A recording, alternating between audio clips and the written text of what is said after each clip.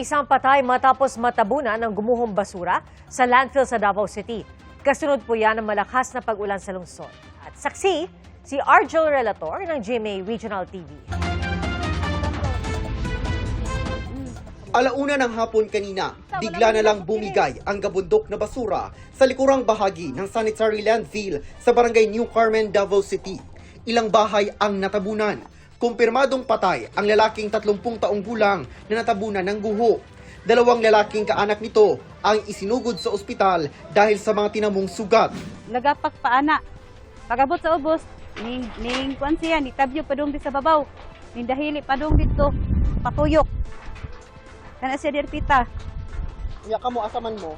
Kami dito mi sa likod sa balay, naghinakutay mi sa baktin. Moto kong baktin dito kung gidala. 2 senior citizen ang patuloy na hinahanap. Ayon sa mga residente at kapitan ng barangay, posibleng ang sunod-sunod na pag-ulan ang dahilan kaya bumigay ang basura. Basi lang po sa nakakita, sir. Kalit yun daw kay sir nga ni dahili ang basura. Tungod pila kadlaw mag-ulan, bugat ang basura. So, kanina mo ito niliyok po siya.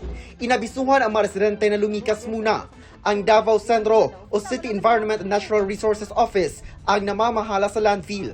Ayon sa Davao City LGU, iniimbestigahan ang nangyaring pagguho. Nakikipag-ugnayan na rin ang Davao CSWDO sa mga apektadong pamilya para sa agarang tulong. Ako si Argel Relator ng GMA Regional TV, ang inyong saksi.